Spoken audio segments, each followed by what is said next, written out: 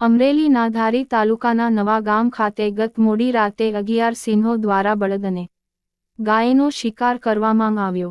નવાગામ ખાતે મોડી રાતે 11 સિંહનું ટોળું ગામમાં આવીને બળદ અને ગાયનો શિકાર કર્યો। ગામની વચ્ચે શિકારની જયાફત ઉડાડતા સિંહ થયા કેમેરામાં કેદ। જંગલ છોડીને વનના રાજાઓ હવે ગામ તરફ વળ્યા।